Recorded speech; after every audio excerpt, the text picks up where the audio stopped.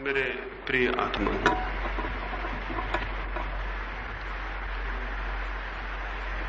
मैं कल सुबह एक कहानी कह के बहुत मुसीबत में पड़ गया। उसी से आज की शुरुआत भी करनी है। कल सुबह मैं बोला और मैंने तैमूर लंग और बादशाह बैजत के संबंध में एक छोटी सी कहानी कही। मैं सोचता था तैमूर लंग और बैजत बहुत समय हुआ मर चुके, इसलिए कोई मैंने परेशानी अनुभव नहीं की। मुर्दों से कोई डर होने का कारण भी नहीं है।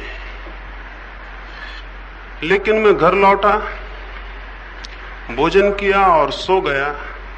मैंने देखा कि तैमूर लंग और बैजत दोनों उपस्थित हैं और मुझ पर बहुत नाराज। वो दोनों कहने लगे कि हमने सुना है कि आज सुबह हमारे संबंध में बहुत सी गलत बातें आपने कही। आपने ऐसी कहानी कही है जिसमें हमारी बड़ी निंदा है। आप अपनी कहानी वापस ले लें और क्षमा मांग लें। मैंने उनसे कहा क्षमा मांगना तो असंभव है। कल सुबह की मीटिंग में तुम फिर आ जाना, मैं फिर वही कहानी कहूंगा। अभी जब मैं दरवाजे से घुसा तो मैंने देखा कि वो दोनों भी आ चुके हैं। जरूर कहीं न कहीं आके बैठ गए होंगे, जहां तक तो मंच पर ही बैठे होंगे, क्योंकि उनकी आदत नीचे बैठने की नहीं है।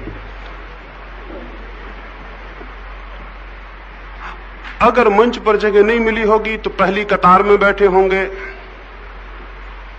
क्योंकि दूसरी कतार में बैठना उनके अहंकार के विरोध में है।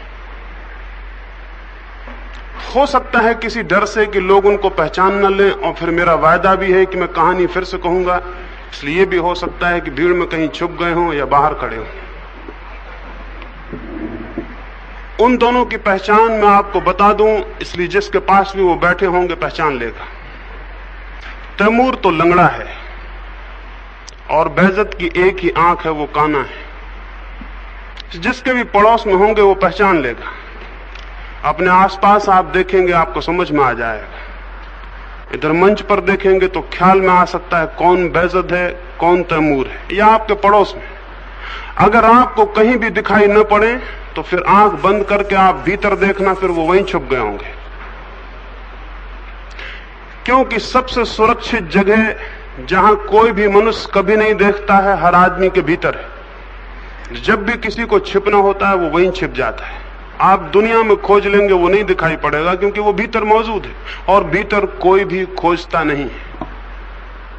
क्योंकि मैंने उनको वायदा कर दिया है, आश्वासन दे दिया है कि मैं कहानी कहूंगा, इसलिए मैं वो कहानी दोहराता हूं ताकि वो सुन लें और फिर मैं अपनी चर्चा को शुरू करूं। तैमूर सारी दुनिया को जीतने के ख्याल से निकला था। सारी दुनिया उसे जीतनी थी। जो भी रास्ते में आएगा उसको मिटा देगा और दुनिया को जीत के रहेगा। और सभी लोग करीब करीब इसी इरादे से दुनिया में निकलते हैं कि दुनिया को जीतनी है। तैमूर भी निकला। उसने अनेक बादशाहों को मिटाया, अनेक बादशाहतें जीती। फिर बैजत नाम के बादशाह को भी उसने हराया और हथकड़ियों में बांध के उसे अपने दरबार में बुलाया। जब बैजत हथकड़ियों में बंधा हुआ तैमूर के दरबार में लाया गया, तैमूर अपने सिंहासन पर बैठा था। बैजत को देख के जोर से हंसने लगा। एक तो बैजत हार गया था, दूसरे तैमूर की हंसी उसके मन में तीर की तरह लग गई। उसने बहुत गुस्से से कहा कि तैमूर, न तो ये शिष्ट बात है, न ये सज्जन के लिए योग्य है कि एक हारे हुए आदमी को देख के हंसे। और इस छोटी सी विजय पर इतने इतरा रहे हो, इस भूल में मत पड़ो। और ख्याल रखो कि जो आदमी दूसरे के हार जाने से हंसता है, एक दिन उसे खुद अपनी हार पे आंसू बहाने पड़ते हैं। लेकिन तैमूर बोला, बैजत तुम गलत समझ गए। तुम्हारे हार जाने से नहीं हंस रहा हूं, और न ही इस छोटी सी फतेह से मुझे कोई खुशी हो गई। हंस तो मैं दूसरी बात से रहा हूं, और वो ये बात है, तुम्हें देख के मुझे ये आश्चर्य हुआ, अपने को देख के तो हमेशा होता था, मैं हूं लंगड़ा, तुम हो काने। ये भगवान कैसा पागल है कि अंधों को, लंगड़ों को, कानों को बादशाहते देता है। ये देख के मुझे हंसी आ गई। मैं वहां पर मौजूद नहीं था, अन्यथा मैं तैमूर से कहता कि इसमें भगवान की कोई भूल नहीं है। असल में लंगड़ों और कानों के सिवाय बादशाहत कोई मांगता ही नहीं है। दुनिया में कोई स्वस्थ आदमी बादशाहत नहीं मांगता, बल्कि जब कोई आदमी स्वस्थ हो जाता है तो उसके बाप दादों की भूल से अगर उसे बादशाहत मिल गई हो, उसे ठुकरा देता है, उसे फेंक देता है। अगर हम जानते हैं महावीर को, हम जानते हैं बुद्ध को, बाप दादों की भूल से उन्हें बादशाहत मिल गई थी। बाप दादे काने और लंगड़े निश्चित ही रहे होंगे, लेकिन जब वो स्वस्थ लड़के उनके घर पैदा हुए, उन्होंने लात मार दी और वो बाहर निकल गए। स्वस्थ आदमी किसी का मालिक नहीं होना चाहता। स्वस्थ आदमी किसी का मालिक कभी नहीं होना चाहेगा, क्योंकि किसी के मालिक होने में, किसी के ऊपर कब्जा करने में बीमार चित्त, रुग्ण और हिंसक चित्त की खबर मिलती है। और हमें जब ये रस मिलता है कि हम किसी के मालिक हो गए और किसी की गर्दन पर हमारा हाथ है और हम चाहें तो उसकी जान ले लें, इसमें जो रस है और आनंद है वो बीमार और विक्षिप्त चित्त का है, वो मैडनेस का है, वो पागलपन का है। अगर मैं वहां होता तो मैं तैमूर से कहता, भगवान की इसमें कोई भूल नहीं है। तुम्हारा लंगड़ा होना, तुम्हारा काना होना, तुम्हारे भीतर ये हीनता का भाव कि मैं लंगड़ा हूं या काना हूं, तो मैं सारी दुनिया के सामने अपनी हीनता मिटाने के लिए एक ही रास्ता है कि तुम दबाओ, जीतो, बड़े हो जाओ, पहाड़ पर खड़े हो जाओ, ताकि दुनिया देख सके कि तुम कुछ हो और कोई इशारा ना कर सके कि तुम लंगड़े हो। और जब दुनिया मान ले कि तुम कुछ हो, तो तुमको भी विश्वास आ जाए कि मैं कुछ हूं, मैं लंगड़ा नहीं हूं। मनुष्य के भीतर जो अभाव है, जो खालीपन है, उसे भरने के लिए बादशाहतें खोजता है, धन खोजता है, पद खोजता है, और एक दौड़ शुरू होती है। आज की चर्चा में इसी बात से शुरू करना चाहता हूं। मनुष्य के भीतर अभाव है, एम्प्टीनेस है, वहां सब खाली खाली है, वहां कुछ भी नहीं है, वहां कोई भराव नहीं है, वहां कोई संपदा नहीं मालूम होती, वहां कोई शक्ति नहीं मालूम होती, वहां कोई सहारा, मित्र, साथी, संगी नहीं मालूम होता। वहां बिल्कुल लोनलीनेस है, अकेलापन है। उस अकेलेपन में, उस एकाकीपन में घबराहट मालूम होती है। उस घबराहट से बचने को मित्र बनाते हैं, परिवार बसाते हैं, समाज बनाते हैं, राष्ट्र बनाते हैं। ये सब भय पर, फियर पर खड़े हुए हैं। अपने से बचने के लिए हम परिवार बसाते हैं ताकि लगे कि हम कुछ हैं, हमारे पास शक्ति है। फिर परिवार मिलके संप्रदाय बनाते हैं, संगठन बनाते हैं, राष्ट्र बनाते हैं, ताकि हमें लगे कि हमारे पास ताकत है। एक अकेला आदमी शक्तिहीन मालूम होता है, एक संगठन के भीतर उसे शक्ति मालूम होने लगती है। एक अकेला आदमी कमजोर मालूम होता है, एक मुल्क की तरह, राष्ट्र की तरह उसके हाथ में ताकत मालूम होने लगती है। ये सारे के सारे संगठन, परिवार से लेकर राष्ट्र तक, सब भय पर खड़े हैं और सब अधार्मिक हैं। जो भी चीज भय पर खड़ी है वो अधर्म है। और भय किस बात का है? भय इस बात का है कि मैं हूं अकेला। अकेले में भय मालूम होता है। मैं हूं खाली, खाली में डर मालूम होता है। मैं हूं ना कुछ, नोबडी, इससे भय मालूम होता है, इससे घबराहट मालूम होती है। मुझे कुछ होना चाहिए, मेरे पास धन हो, शक्ति हो, पद हो, तो मुझे लगेगा कि मैं कुछ हूं, और उस कुछ होने से मुझे थोड़ा आश्वासन मिलेगा, मुझे थोड़ा धीरज बंधेगा। मैं मौत के खिलाफ थोड़ा उपाय कर लूंगा। मौत आने वाली है, सब तरफ से घेरती है। एक दिन मौत आके हर आदमी को ना कुछ कर देती है, मिट्टी में मिला देती है। मैं उसके खिलाफ इंतजाम कर रहा हूं कि मैं कुछ हूं। मौत मुझे मार नहीं सकती, लेकिन मौत सब छीन लेती है और मार देती है। और हमारी सारी दौड़ ये अपने भीतरी अभाव को, खालीपन को, नथिंगनेस को भरने की सारी दौड़, अंततः मौत मिट्टी कर देती है और हमें पता चलता है कि हम फिर ना कुछ हो गए। इसलिए दुनिया में हर आदमी मौत से डरा हुआ है। मौत से डरने का मतलब है कि फिर मौत हमें उघाड़ के ना कुछ कर देगी। राष्ट्रपति को भी ना कुछ कर देगी, चपरासी को भी ना कुछ कर देगी।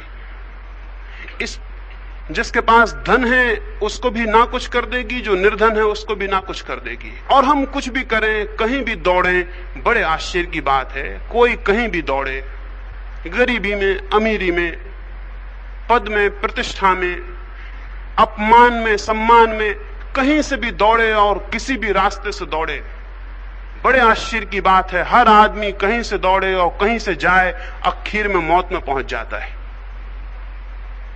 इसका मतलब यह हुआ है कि हमारी सब दौड़ अंततः हमें मौत में ले जाती है। यानी आप जो मेहनत कर रहे हैं और दौड़ रहे हैं, वो कहां के लिए?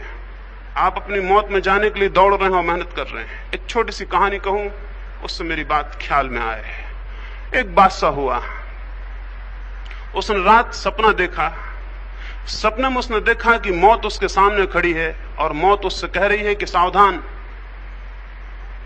कल मुझे तैयार मिल जाना, सूरज डूबने के पहले तैयार हो जाना, मैं तुम्हें कल लेने आ रही हूं। वो सुबह उठा, घबरा गया, कोई भी घबरा जाता।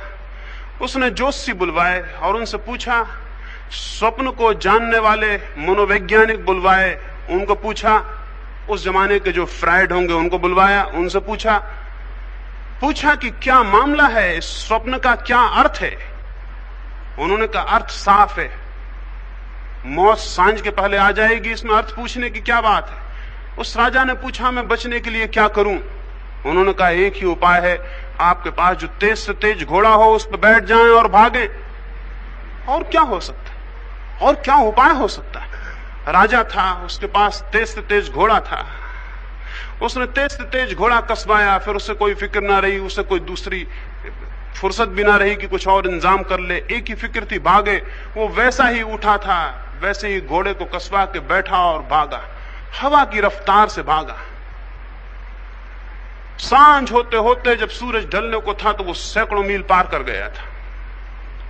एक बगीचे में एक घनी छाया के दरख्त के नीचे उसने घोड़े को बांधा। घोड़ा भी थक गया था, वो भी थक गया था, रात सो लेगा, सुबह फिर भागेगा। इतने तो हम करते हैं, दिन भर भागते हैं, रात सो लेते हैं, फिर सुबह भागते हैं। वो भी थक गया था, वो भी आदमी था, रुक गया, घोड़े को बांध दिया, रात सोने की तैयारी करने लगा। लेकिन घोड़े को बांध के हटता ही था कि उसने देखा कि मौत उसके कंधे पे हाथ रख के खड़ी है। वो तो घबरा गया। उसने पूछा कि ये क्या बात है, तुम यहां कैसे?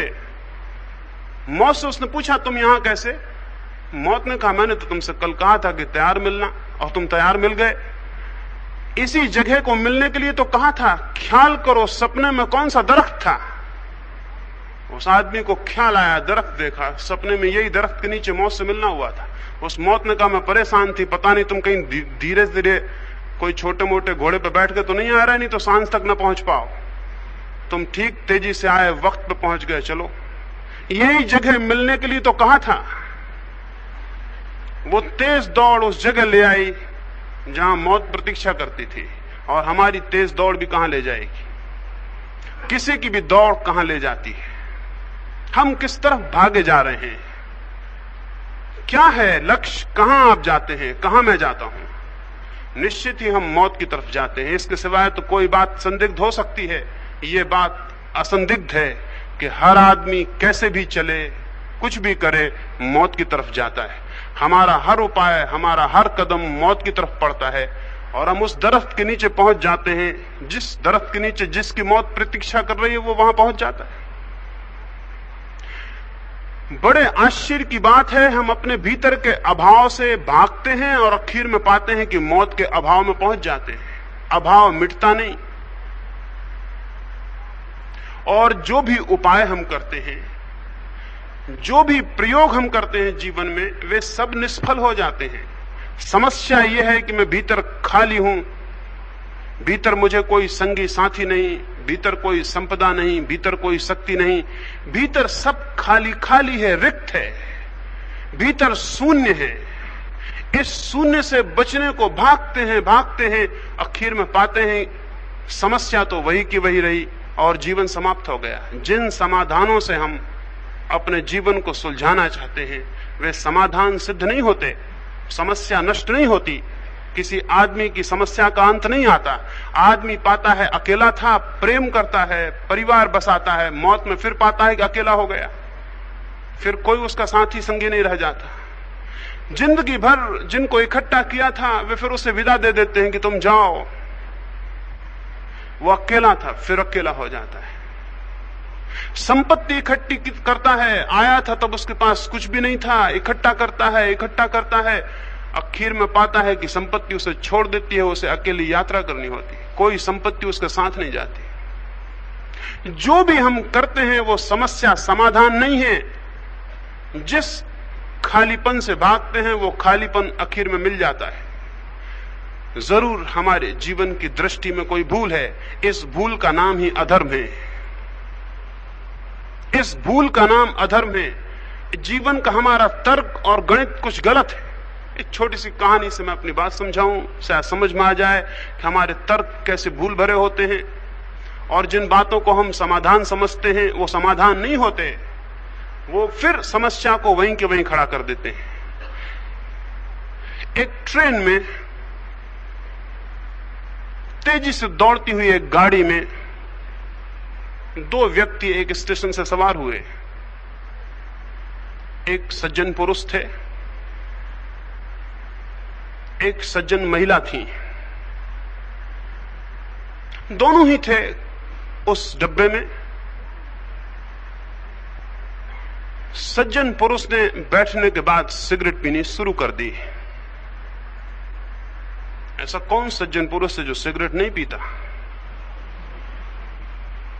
ऐसा कौन सज्जन पुरुष है जो किसी न किसी तरह के नशे न करता हो? ऐसा कौन सज्जन पुरुष है जो किसी न किसी तरह की बेहोशी उलझाव के रास्ते न खोजता हो? हाँ, रास्ते अलग अलग हो सकते हैं। कोई शराब पीता होगा, कोई सिगरेट पीता होगा, कोई तंबाकू खाता होगा, कोई मंदिर में जाके भजन करता होगा, कोई सुबह से उठ के गीता पढ़ता होगा, लेकिन ये सब नशे की तरकीबें हैं। अपने को भुलाने के, फॉरगेटफुलनेस के उपाय हैं। वो जो भीतर घबराहट है, अकेलापन है, अभाव है, उसको भुलाने के उपाय हैं। किसी तरह अपने को भूल जाएं, कहीं भी भूल जाएं, किसी तरह हमको याद ना रहे कि हम हैं। लेकिन क्या होगा? वो सज्जन सिगरेट पीने लगे। महिला भी अपना कुत्ता साथ में लिए हुई थी, वो अपने कुत्ते से खिलवाड़ करने लगी। लेकिन धुआं उनको भारी पड़ रहा था। महिला ने उन सज्जन को कहा कि सिगरेट बुझा दीजिए, मुझे ऐतराज। सज्जन ने कहा ऐतराज तो मुझे भी है, कुत्ते को नीचे फेंक दीजिए। कुत्ते को मैं देख नहीं सकता, बर्दाश्त नहीं कर सकता। ये भी क्या जहालत है कि आदमी कुत्ते को लिए बैठा हुआ है। स्वाभाविक था कि ये तो मामला बिगड़ गया। महिला के कुत्ते का अपमान महिला का अपमान हो गया। सज्जन की सिगरेट के फेंके जाने की बात सज्जन को ही फेंके जाने की बात हो गई। सारी बात तो हमारे अहंकार पर चोट कर देती है। ये तो सब सिंबल्स हैं, ये तो सब प्रतीक हैं अहंकार के। महिला ने झपट के सज्जन की सिगरेट मुंह से खींची और बाहर फेंक दी। बिल्कुल इसी जमाने की बात है, पहले जमाने की महिलाओं की बात नहीं कह रहा हूं।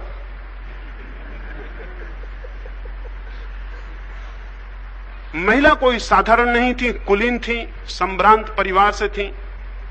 उनके बाप दादे बड़े मकानों में रहे थे। उनके बाप दादों के शरीर में खून नहीं बहता था, हीरे जवाहरात बहते थे। साधारण महिला नहीं थी कि सह लेती। उन्होंने उनकी सिगरेट छीनी और बाहर फेंक दी। लेकिन संभ्रांत व्यक्ति भी, सज्जन भी कोई साधारण न थे। यद्यपि बाप दादों के ने सोना नहीं खाया, उनके चांदी नहीं खाई थी, लेकिन उनके बाप दादे जेल गए थे और उनके देश के आंदोलन में उन्होंने बड़ी मुसीबतें झेली थी। और वो खादी पहनते थे और वो चरखा चलाते थे और वक्त बेवक्त उन्होंने अपनी जान लड़ा दी थी। फिर देश में आजादी भी आ गई थी तो उन्होंने त्याग का अपना फल भी ले लिया था। पुराने जमाने के लोग गलत थे, वो त्याग यहां करते थे, स्वर्ग में फल मांगते थे। अब लोग समझदार हैं, वो त्याग यहीं करते हैं, यहीं फल ले लेते हैं। वो गलती में थे। वो पहले समझते थे कि बाद में वहां स्वर्ग में जाएंगे तो मिनिस्टर हो जाएंगे, वो यहीं हो जाते। गणित करीब खिसका लिया है, दूर का फासला छोड़ दिया है। ठीक है, होशियार लोग ऐसा करना चाहिए। नासमझ है जो दूर की बातों में मौजूदा को छोड़ दे। तो यद्यपि उनका कोई बहुत कुलीन परिवार न था, लेकिन कुलीन परिवार से क्या होता है, उनका परिवार देशभक्त था और उनके बाप ने सजाएं भोगी थी और उसकी वजह से वो भी काफी ऊंची जगह पहुंच गए थे। उन्होंने भी उठ के झपट के महिला का कुत्ता छीना और डब्बे के बाहर फेंक दिया। एक कहानी कहने में तो मुझे देर लग रहा है, मामला तो बहुत जल्दी हो गया, 1 सेकंड में हो गया था। सिगरेट फेंकी गई थी, पीछे कुत्ता फेंक दिया गया था। फिर स्वाभाविक था कि महिला ने चेन खींची, गार्ड दौड़ा, कंडक्टर दौड़े और नीचे क्या हुआ, नीचे एक चमत्कार हुआ, एक मिरेकल हो गया। मिरेकल ये हो गया कि वो कुत्ता लंगड़ाता हुआ आया, अपने मुंह में सिगरेट को दबाए हुए था। सज्जन ने सिगरेट झपट के छीन ली, महिला ने अपना कुत्ता उठा लिया, फिर गाड़ी में बैठ गए, फिर गाड़ी चलने लगी। सज्जन सिगरेट से धुआं फेंकने लगे, महिला अपने कुत्ते को खिलाने लगी। मामला वहीं के वहीं था, समस्या वहीं के वहीं थी। उन्होंने जो समाधान खोजा वो कोई समाधान नहीं था। इतनी परेशानी हुई, झगड़ा हुआ, कुत्ते की टांग टूटी, गाड़ी रुकी, ये सब हुआ, लेकिन बात आखिर में वहीं के वहीं थी। वो कुत्ता सिगरेट को मुंह में दबाए खड़ा था, सज्जन ने अपनी सिगरेट छीन ली, महिला ने अपना कुत्ता उठा लिया, फिर डब्बे में वही कथा थी, धुआं फिर फेंका जा रहा था, कुत्ता फिर खिलाया जा रहा था। वो समाधान नहीं था। जीवन में रोज हम ऐसा करते हैं कि जिनको हम समाधान कहते हैं उनसे समस्याओं का कोई अंत नहीं होता। समस्या वहीं बनी रहती है, समाधान व्यर्थ हो जाता है। और छोटे छोटे मामलों में ही नहीं, जीवन के बृहत्तर गहरे से गहरे मामलों में भी यही होता है। आपका कौन सा समाधान सिद्ध हुआ है? आपने अपने जीवन की कौन सी समस्या हल कर ली है? कोई एकाध समस्या हल करने का आपको ख्याल आता है? समाधान तो बहुत पकड़े होंगे, समस्याएं अलग खड़ी होंगी, समाधान अलग पड़े होंगे। कोई समस्या हल नहीं हुई होगी। बड़े आश्चर्य की बात है और बड़े रहस्य की कि किसी आदमी की एक इंडिविजुअल समस्या हल हो भी नहीं सकती। या तो किसी मनुष्य की सारी समस्याएं हल हो जाती हैं या फिर सारी समस्याएं बनी रहती हैं। यह इसलिए होता है कि वस्तुतः समस्याएं अलग अलग नहीं हैं, समस्या बुनियाद में एक है और आप हर समस्या के लिए अलग अलग समाधान खोजते हैं। क्रोध आता है तो उसके लिए समाधान खोजते हैं, लोभ आता है तो उसके लिए अलग समाधान खोजते हैं, घृणा आती है उसके लिए अलग समाधान खोजते हैं, ईर्ष्या आती है उसके लिए अलग समाधान खोजते हैं। भूल में हैं आप। ये बीमारियां अलग अलग नहीं हैं। मनुष्य की सारी बीमारियां बुनियाद में एक बात पर खड़ी हैं और वो बात यह है कि वो जो है, जैसा है, उसे स्वीकार करने को राजी नहीं है।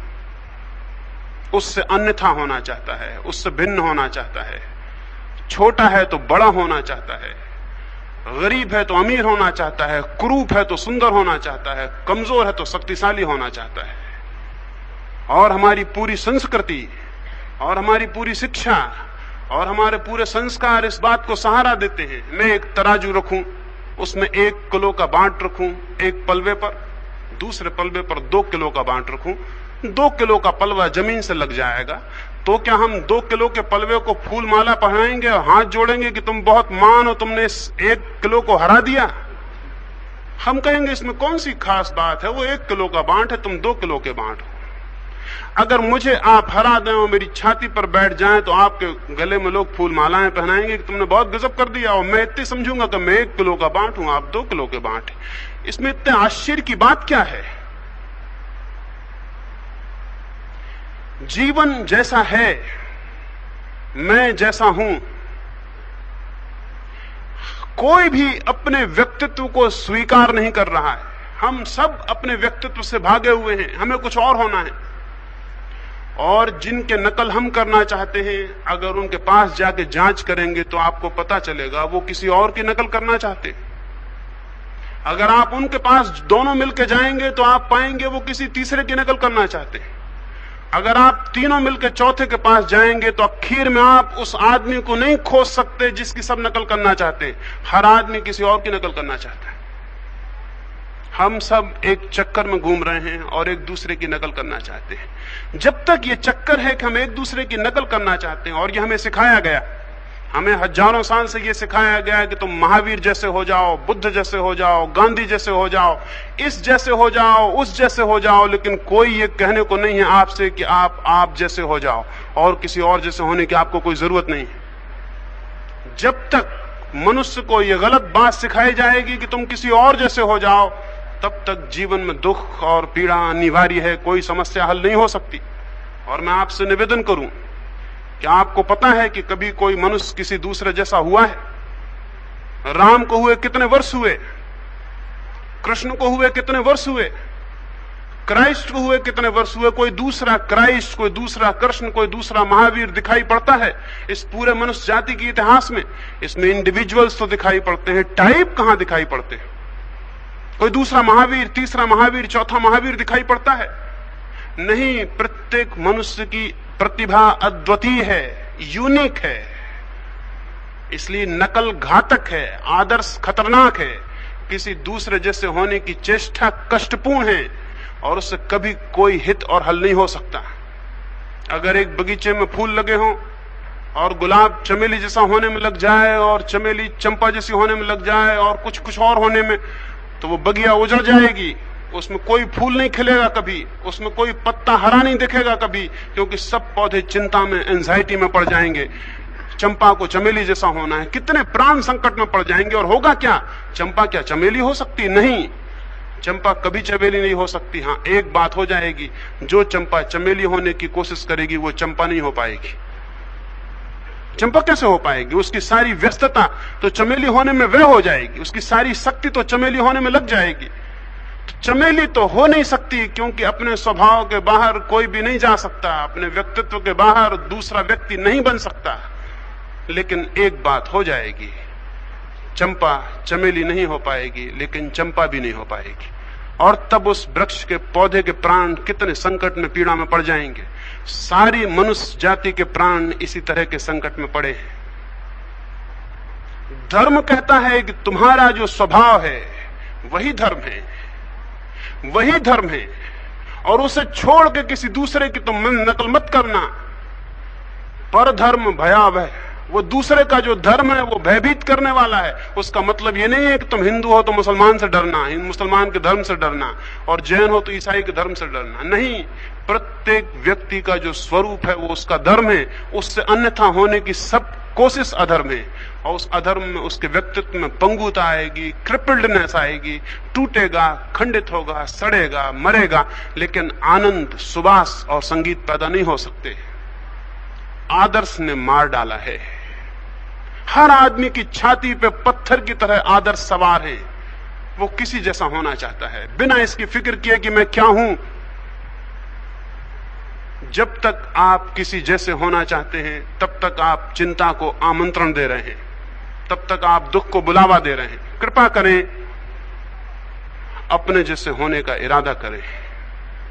ये अपने जैसे होने का इरादा क्या है? इसको मैं धर्म कहता हूं। अपने जैसे होने के इरादे को मैं साधना कहता हूं। दूसरे के जैसे होने के इरादे में ईर्ष्या है, कंपटीशन है, स्पर्धा है। आप सोचते होंगे हम महावीर जैसे होना चाहते हैं तो महावीर की बड़ी प्रशंसा हो रही है, इसमें भूल में मत पड़ जाइए। महावीर से आपके मन में ईर्ष्या हो रही है। आप सोचते हो हम बुद्ध जैसे होना चाहते हैं तो बुद्ध के बड़े अनुयायी हैं, धोखे में मत पड़िए। आप अनुयायी वगैरह कुछ भी नहीं है। बुद्ध की शांति, बुद्धि का आनंद आपके भीतर ईर्ष्या पैदा कर रहा है, कंपटीशन पैदा कर रहा है। आप भी उन जैसे होना चाहते हैं। आपके बगल का आदमी बड़ा मकान बनाता है, आप भी बड़ा मकान बनाना चाहते हैं, तो क्या आप उस आदमी को आदर करते हैं जो आपके बगल में रहता है? एक आदमी बहुत धन इकट्ठा कर लेता, आप भी इकट्ठा करना चाहते हैं, तो क्या आप उस आदमी को आदर करते हैं जिसने धन इकट्ठा कर लिया? नहीं। आपके अहंकार को पीड़ा हो रही है, मैं भी वैसा क्यों ना हो जाऊं। आदर्श अहंकार आधारित होते हैं। गांधी हो, कोई भी हो, कोई भी आ जाए, उसको देख के आपके अहंकार को चोट लगती है कि यह आदमी इतना ऊंचा हो सकता है तो मैं क्यों ना हो जाऊं। लेकिन आपसे निवेदन करूं, इस जगत में केवल वही आदमी ठीक ठीक विकसित हो पाते हैं जो किसी की नकल नहीं करते, और जिनकी आप नकल करना चाहते हैं ख्याल करें, उनने किसी की कभी नकल नहीं की है। क्राइस्ट ने किसकी नकल की? बुद्ध ने किसकी नकल की? लाओ त्से ने किसकी नकल की? वे किसकी ट्रू कॉपियां थे? वे खुद थे, अपनी खुद ही थे। इंडिविजुअलिटी थी। आप में कोई इंडिविजुअलिटी है? धर्म का संबंध इंडिविजुअल से है, व्यक्ति से है। आप में कोई इंडिविजुअलिटी है? आप व्यक्ति हैं? आप बिल्कुल व्यक्ति नहीं हैं। आपके ख्याल समाज से उधार मिले ख्याल हैं। आपकी ईर्षाएं, आपकी जलनें दूसरों की नकल की कोशिशें हैं। आपके पास खुद का क्या है? और जब आप इस सारी नकल और दौड़ में पड़े रहेंगे, अपनी आत्मा को कैसे पा सकेंगे? आत्मा का अर्थ है व्यक्तित्व। आत्मा का अर्थ है उस खुद की निजता को पा लेना जो आपकी है और किसी दूसरे से उधार नहीं पाई गई। आपके विचार दूसरों के, आपके आदर्श दूसरों के, आपका आचरण दूसरों का, आपके कपड़े दूसरों से उधार लिए हुए, आपके मकान दूसरों की नकल पे बनाए हुए, आपका सारा ढांचा दूसरों का। आपकी अपनी आत्मा कहां है? और अगर खुद की कोई आत्मा ना हो, सारा व्यक्तित्व उधार हो, तो स्वाभाविक है कि आप नरक में होंगे। जिसके पास अपनी आत्मा होती है और व्यक्तित्व उधार नहीं होता, जिसके प्राण अपने होते हैं और किसी से दूसरे से मांग के नहीं लाए गए होते, वो व्यक्ति यहीं और इसी जमीन पर मोक्ष को उपलब्ध कर लेता है। आत्मा को पा लेना, मुक्त हो जाना है। कैसे ये होगा? ये होगा सारे आदर्श छोड़ देने होंगे। हिम्मत करके किसी की भी नकल करनी छोड़ देनी होगी। हिम्मत करके स्वीकार कर लेना होगा मैं कौन हूं, क्या हूं। और उस स्वीकृति से क्रांति पैदा होती है। जब मैं स्वीकार करता हूं कि मैं जो हूं वही होऊंगा, मेरे भीतर जो पोटेंशियलिटी है, जो बीज है, उसी को विकसित करूंगा। मैं किसी की नकल नहीं करूंगा। अगर मैं गुलाब हूं तो गुलाब सही, अगर मैं घास का एक फूल हूं तो घास का फूल सही। गौरव इसमें नहीं है कि कोई गुलाब का फूल हो जाए, गौरव इसमें है कि फूल खिले और पूरा खिल जाए। और ये सब फासले गुलाब के फूल के और घास के फूल के मनुष्य निर्मित हैं। अगर मनुष्य जमीन पर ना हो तो गुलाब का फूल घास के फूल से बेहतर है। फूल फूल हैं और सारा जजमेंट, सारा वैल्यूएशन मनुष्य का है। हाँ, एक वैल्यूएशन फिर भी होगा। एक ऐसा फूल होगा जो पूरा खिल गया, वो चाहे गुलाब का हो चाहे घास का हो। एक ऐसा फूल होगा जो पूरा नहीं खिल पाया, जिसकी पखुड़ियां बंद रह गईं, वो चाहे घास का हो चाहे गुलाब का हो। मूल्यांकन दो हैं। फूल खिल जाए, सौरभ प्रकट हो जाए तो आनंद है, तो ठीक है। फूल मुड़ा रह जाए, पखड़ियां खिल न पाए, प्राण संकुचित कुंठित रह जाएं, तो विकृति है, बीमारी है। मैं आपसे कहूं, किसी को किसी जैसा नहीं होना है। प्रत्येक को उसके भीतर जो है उसे खिलाना है, पूरा फुलाना है। कैसे ये होगा? डर तो यह है कि जब हम अपने भीतर देखते हैं तो पाते हैं क्रोध, पाते हैं लोभ, पाते हैं काम, पाते हैं सेक्स, पाते हैं अहंकार, तो हमें डर लगता है। डर लगता है कि इन सब को लेके हम क्या करेंगे, तो हम जल्दी से उनकी नकल करना शुरू करते हैं जिनमें अहंकार नहीं है, क्रोध नहीं है, जिनमें लोभ नहीं है। हम उनकी नकल करना शुरू करते हैं। हमको तो लगता है डर कि हम तो लोभी हैं, क्रोधी हैं, बुरे आदमी। अगर हम अपने भीतर ही रह गए और किसी की नकल न की तो मर जाएंगे। ये क्रोध ही क्रोध है और तो यहां कुछ भी नहीं है। बात सच है। ये ठीक है कि भीतर क्रोध है, भीतर अहंकार है, भीतर लोभ है, लेकिन क्या किसी ऐसे व्यक्ति की नकल करके जिसके भीतर लोभ ना हो आप अपने लोभ को मिटा सकेंगे? एक फकीर हुआ बायजीद, उसके पास एक युवक गया और उसने कहा कि कृपा करें और आपके वस्त्र मुझे दे दें, मैं भी सन्यासी होना चाहता हूं, मैं आपके वस्त्र पहन लूं। ऐसे पवित्र वस्त्र और कहां मिलेंगे?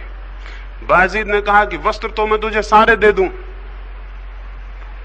लेकिन मैं तुझसे एक प्रश्न पूछता हूं, अगर कोई स्त्री किसी पुरुष के वस्त्र पहन ले तो क्या पुरुष हो जाएगी? या कोई पुरुष स्त्री के वस्त्र पहन ले तो क्या स्त्री हो जाएगा? अगर ये होता हो तू मेरे वस्त्र ले जा और पहन ले। आपको हंसी आती है कि वो आदमी बड़ा ना समझ रहा होगा, लेकिन महावीर के पीछे महावीर जैसी शक्लें बनाए हुए जो घूम रहे हैं वो कोई अलग हैं, या बुद्ध के पीछे बुद्ध जैसे कपड़े लगा कर जो घूम रहे हैं वो कोई अलग हैं।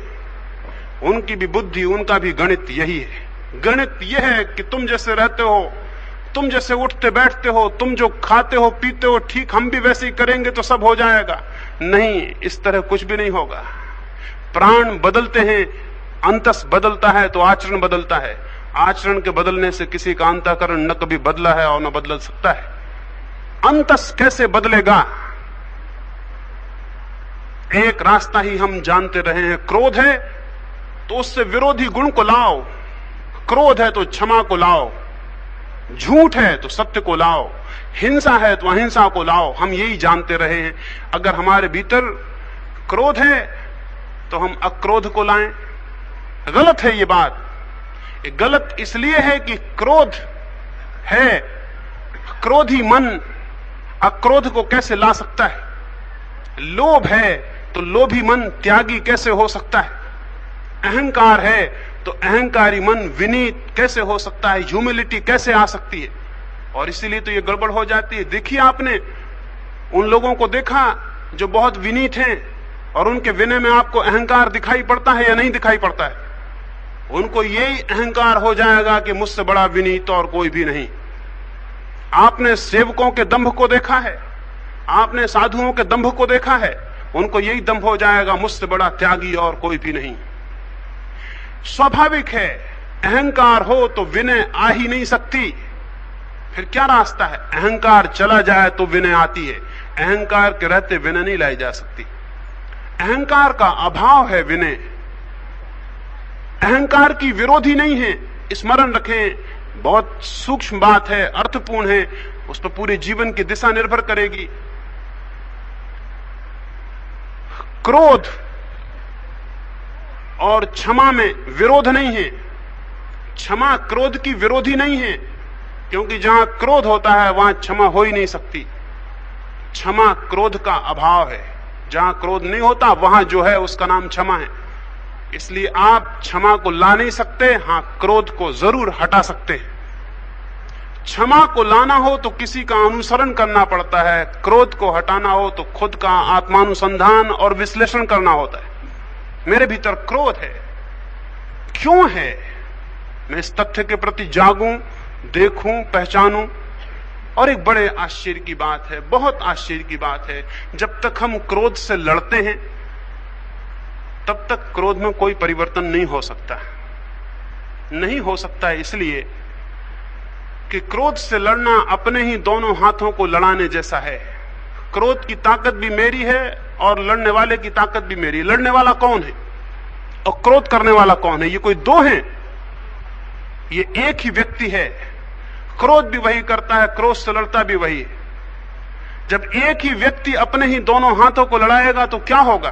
क्या कोई जीत हो सकती है? जीत तो नहीं होगी, कोई हाथ नहीं जीतेगा, क्योंकि दोनों के पीछे एक की ताकत है। लेकिन एक बात हो जाएगी, दोनों हाथ लड़ते लड़ते हाथों में तो कोई नहीं जीतेगा, लड़ाने वाला धीरे धीरे मर जाएगा, उसकी ताकत नष्ट हो जाएगी। क्रोध से लड़ने वाला क्रोध को नहीं जीत पाता, लड़ने में अपनी शक्ति को खो देता है। और जिसकी शक्ति जितनी कम हो जाती है वो उतना क्रोधी हो जाता है। कमजोर का लक्षण है क्रोध। इसलिए आप देखेंगे आपके बड़े बड़े ऋषि मुनि जिनकी आप कथाएं पढ़ते हैं, क्रोध में हद दर्जा आगे थे। उन्होंने अभिशाप दिए, लोगों को जलाने के, मार डालने के, जन्मों तक परेशान करने के अभिशाप दिए। धन्य थे ऋषि मुनि, क्रोध से लड़े थे।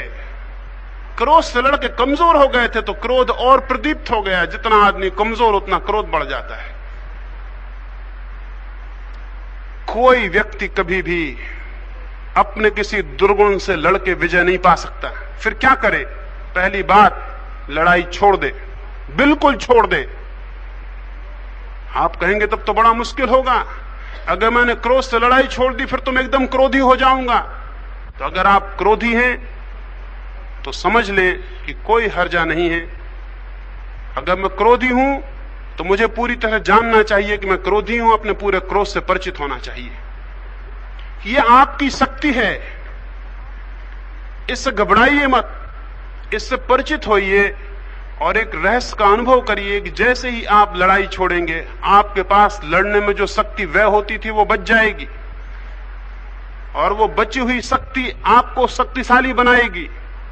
और जितना व्यक्ति शक्तिशाली होता है उतना ही क्रोध कम होता है, क्योंकि क्रोध कमजोर का लक्षण है। क्रोध है वीकनेस। जितने शक्ति आती है उतना क्रोध कम होता है। क्रोध से लड़ाई छोड़िए, फिर क्या करिए?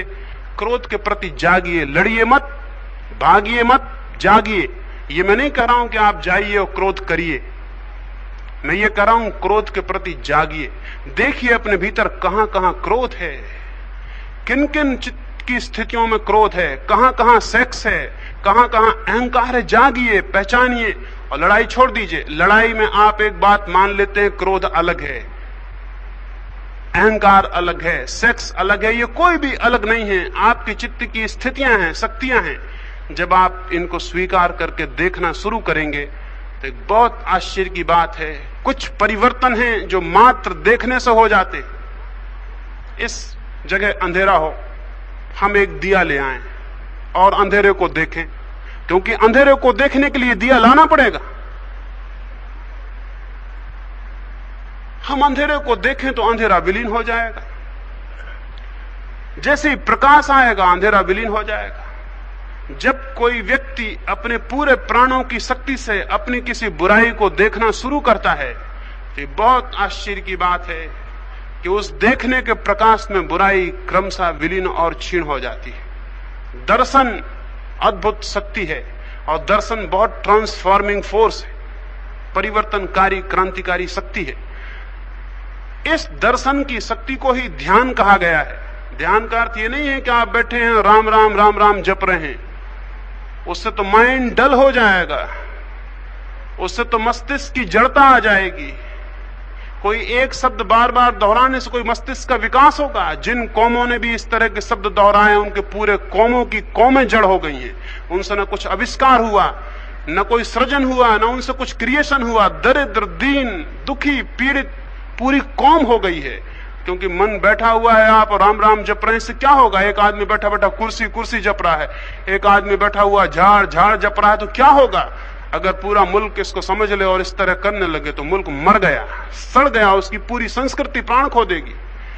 राम राम जपना ध्यान नहीं है, और न बैठ के माला फेरना ध्यान। क्या इडियोटिक हमने सारी बातें पकड़ रखी हैं, कैसी मूर्खतापूर्ण।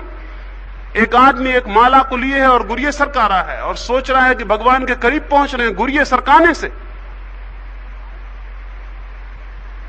लेकिन हमको ये ख्याल रहे हैं, ये ध्यान नहीं है।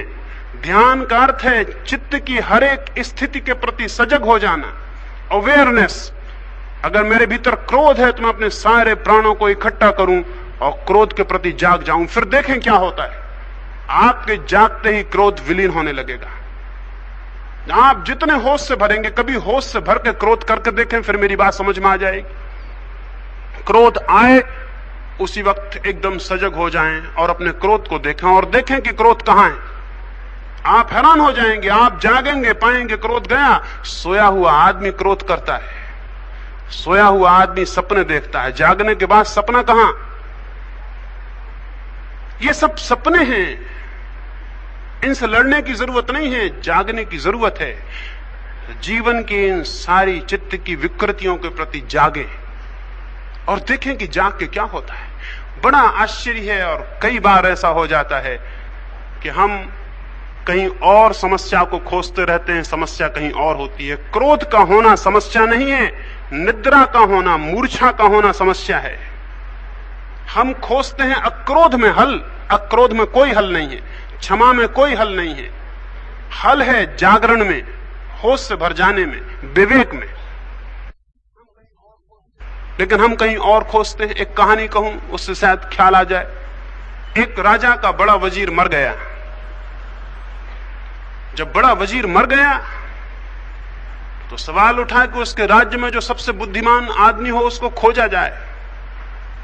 तो बड़ी बड़ी परीक्षाओं की व्यवस्था की गई, बहुत से लोगों ने परीक्षाएं दी। फिर अंततः बहुत सी सीढ़ियां पार करते करते 3 व्यक्ति चुने गए। वो उस राज्य के सर्वाधिक बुद्धिमान लोग थे। लेकिन अब भी सवाल था, उन 3 में से एक को चुनना था, इसलिए अंतिम निर्णायक परीक्षा तय की गई। एक दिन पहले अफवाह उड़ा दी गई, जैसा आजकल सभी परीक्षाओं में एक दिन पहले पता चल जाता है कि पेपर क्या आने वाला है। ऐसी न मालूम कैसे गड़बड़ हुई कि अफवाह पहले उड़ गई कि क्या परीक्षा होने वाली। अफवाह ये थी कि कल राजा सुबह ही उन तीनों को एक कमरे में बंद कर देगा। उस कमरे में एक ही दरवाजा, उस दरवाजे पर उस समय के इंजीनियरों, गणितज्ञों, मैथमेटिशियंस की सलाह से एक ऐसा अद्भुत ताला लगाया गया है जो गणित की एक पहेली है। जो गणित में बहुत होशियार होगा वही उस पहेली को हल कर सकता है और ताले के खोलने की तरकीब निकाल सकता है। उसकी कोई चाबी नहीं है, उसकी एक पहेली है, एक यांत्रिक पहेली है। जो आदमी उस दरवाजे को खोल के बाहर निकल जाएगा वो वजीर बना दिया जाएगा, वो सबसे बुद्धिमान आदमी सिद्ध हो जाएगा। आप सोच सकते हैं बेचारे बड़ी मुसीबत में पड़ गए। पर्चा पता ना चले तो भी मुसीबत कम होती है, पर्चा पता चल जाए तो मुसीबत और बढ़ जाती। रात आराम से सोते तो उस रात बड़ी मुश्किल हो गई। भागे गए, दुकानों की किताबों पर गए, क्योंकि क्या करते हैं जब भी आदमी को खोज करनी, किताब की तरफ जाता, शास्त्र की तरफ जाता। उन्होंने पुराने शास्त्र खुजवाए कि तालों के संबंध में कोई ग्रंथ हो तो उसको देखें। गणित की किताबें लाए, इंजीनियरिंग, यांत्रिकी की किताबें लाए, रात भर। लेकिन ये दो ही आदमियों ने किया। एक बड़ा पागल था, उसको पर्चा पता चल गया, फिर भी उसने कोई फिक्र नहीं की। दोनों उस पर हंसते थे कि मूड है, वो अपना चादर तान के सो गया। समझा उन्होंने कि इसकी हिम्मत नहीं है प्रतियोगिता में खड़े होने की, शायद भाग जाएगा सुबह होने के पहले। वो दोनों रात भर शास्त्रों को पढ़ रहे हैं, गणित का हिसाब लगा रहे हैं। वो उन्होंने जिंदगी में कभी किया नहीं था। तो शाम को जितने कंफ्यूज थे, सुबह उससे ज्यादा कंफ्यूज हो गए। गणित से परिचित न थे, इंजीनियरिंग से परिचित न थे, बड़े बड़े शास्त्र मोटे। और हमारा ख्याल ये होता है कि जितना बड़ा शास्त्र हो उतनी बड़ा सत्य उसमें होता है। किसी धर्म की छोटी किताब, वो धर्म छोटा हो जाता है, शास्त्र बड़ा। फिर जितना पुराना शास्त्र हो उतना ज्यादा सत्य होता है। तो सभी धर्म कोशिश करते हैं कि हमारा शास्त्र सबसे मोटा, खूब मोटी जिल्द में छापते हैं, खूब मोटे पन्ने में, बड़े बड़े अक्षरों में, और सबसे पुराना, क्योंकि सबसे पुराना जो होता है वो उतने कीमती, उतने सच होता है। तो पुराने से पुरानी किताबें बेचारे ले आए, एक किताब पलटे फिर दूसरी, क्योंकि रात भर थोड़ा सा वक्त, जिंदगी बड़ी कितनी, रात छोटी, बहुत शास्त्र सारे कमरे में भर लिए, इधर से उस पे इस पे, रात भर। सुबह तक हालत उनकी ये हो गई, अगर आप उनसे पूछते कि 2 और 2 कितने, तो वो नहीं बता सकते थे। पंडित बता सकते हैं कि 2 और 2 कितने, नहीं बता सकते। कोई पंडित नहीं बता सकता, क्योंकि पंडित होते होते दिमाग तो विकृत हो जाता है। उसकी रटी हुई बातें पूछ लें तो बता देगा, लेकिन जिंदगी कोई समस्या खड़ी कर दे तो खड़ा रह जाएगा। उससे पूछें गीता के श्लोक का अर्थ, फौरन बता देगा। वो तो मशीन है, उसने तो याद किया हुआ है। लेकिन जिंदगी कोई समस्या खड़ी कर दे तो मुश्किल हो जाए। लेकिन सुबह तक उन्होंने समझा कि हम तो तैयार हो गए। वो आदमी सो के उठा, रोज की बजाय और देर से उठा, तो उन्होंने कहा तुम बिल्कुल मूढ़ मालूम होते हो, रात भर सोए रहे। वो कुछ भी नहीं बोला, क्योंकि जो जानता है वो मूढ़ों की बात तो कुछ भी नहीं बोलता है। तीनों चले राजमहल की तरफ। जिन 2 का शास्त्र ज्ञान घना हो गया था, उनके पैर तो डगमग हो रहे थे। कहीं रखते थे, कहीं पढ़ते थे। हमेशा ही ऐसा हुआ, पंडित पैर कहीं रखता है, कहीं पढ़ता है। पंडित से अंधा कोई होता दुनिया में?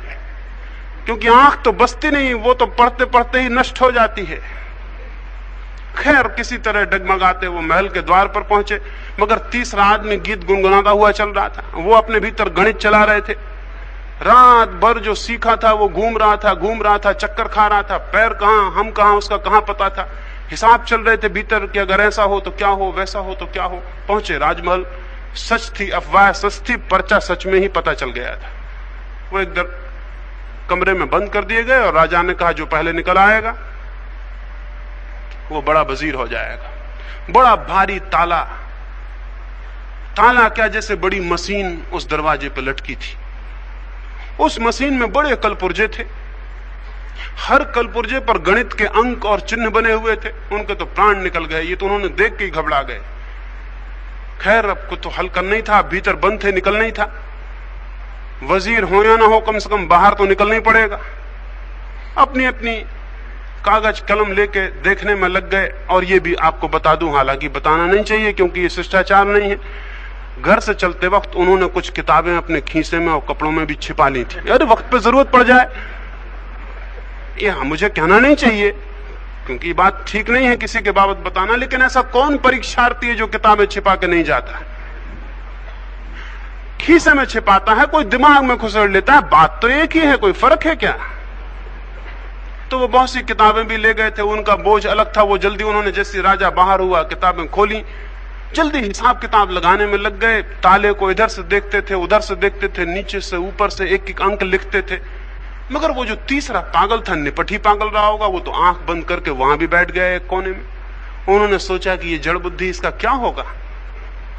वो कुछ अजीब ही था, ना कोई किताब लाया था, ना उसने कुछ रात पढ़ा था, लेकिन आंख बंद किए बैठा था। ऐसा भी नहीं लगता था कि कुछ सोचता है, क्योंकि सोचने से भी तो चेहरे पे सलवटें आ जाती, सोचने से भी तो चिंता आ जाती। वो तो बिल्कुल निश्चिंत था, जैसे अपने घर में मजे से सोया।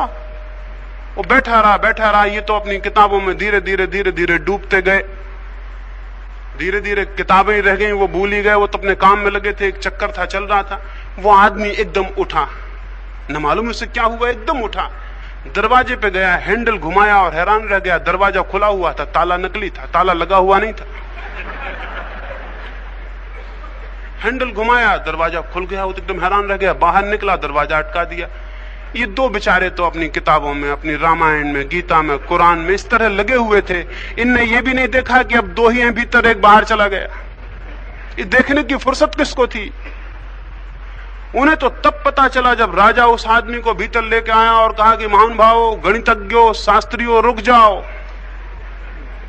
हे पंडितों, अब रुको, अब कृपा करो। जिसको निकलना था वो निकल गया। वो तो चौंक के उन्होंने आंखें खोली, उनकी कुछ समझ में नहीं आता था। वहां तो गणित घूम रहे थे। उन्होंने कहा क्या बात है? कहा ये तुम्हारा मित्र निकल चुका और तुमसे ये निवेदन करना है कि सबसे समझदार आदमी दुनिया में वही है जो किसी समस्या को हल करने के पहले ये देख ले कि समस्या है भी। मस्त खड़े होते जाते हैं, सिर घूमता जाता है और मनुष्य विकृत से विकृत होता चला जाता है। मैं आपको कहूं, देखें कि जीवन की समस्या क्या है। और मैं आपको कहता हूं कि भगवान के द्वार पर कोई ताला नहीं है, प्रेम के हृदय पर कोई ताला नहीं है, सत्य के भवन में कोई ताला नहीं है। आप धक्का दें और दरवाजा खुल जाएगा, लेकिन आप तो जमाने में घूम रहे हैं, सिर्फ उस दरवाजे पर धक्का देने का आपको ख्याल नहीं आता। वो धक्का क्या है?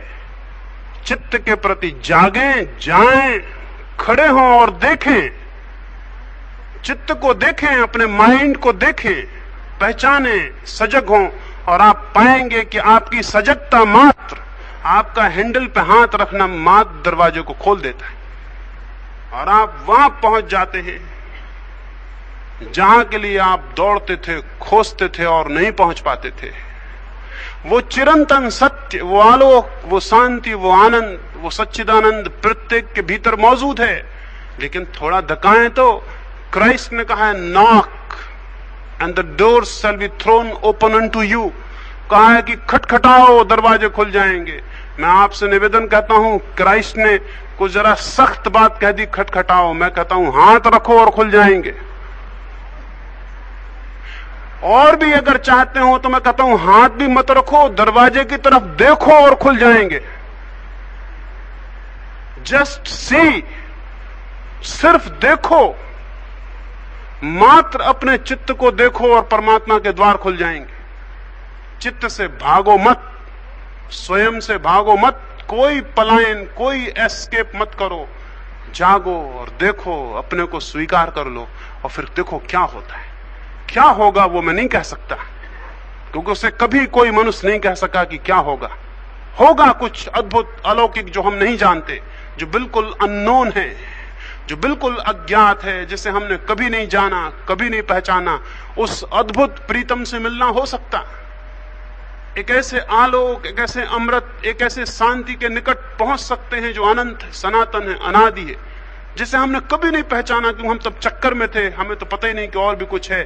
मनुष्यकृत, मनुष्य की दुनिया के बाहर एक दुनिया और है, प्रकृति की, परमात्मा की। मनुष्य के विचारों के पीछे एक अद्भुत लोक है, सनातन और अमृत। एक ऐसा आलोक है एक ऐसी सत्ता है, एक ऐसा एग्जिस्टेंस है जहां कोई मृत्यु नहीं, कोई पीड़ा नहीं, कोई दुख नहीं, जहां शाश्वत संगीत सदा से निनादित हो रहा है। उसकी तरफ आंख खुलते ही, जागते ही पहुंचना हो जाता है। उसके लिए आमंत्रण देता हूं। यह आमंत्रण ही धर्म का आमंत्रण है। मस्जिद के ऊपर से होती अजान धर्म का आमंत्रण नहीं है। मंदिर के बजते हुए घंटे धर्म का आमंत्रण नहीं है, क्योंकि घंटे और अजान आपस में लड़ते हैं और आदमी को कटवाते हैं। धर्म का आमंत्रण तो एक है, मंदिर में जाओ, मस्जिद में जाओ, ये नहीं। ये तो किन्हीं सांप्रदायिकों के, किन्हीं पुरोहितों के षड्यंत्र और जाल हैं। धर्म का आमंत्रण तो यह है, सब मंदिर, सब मकान, सब मस्जिद छोड़ो, अपने भीतर जाओ, क्योंकि अगर परमात्मा का कोई मंदिर है तो वहां है।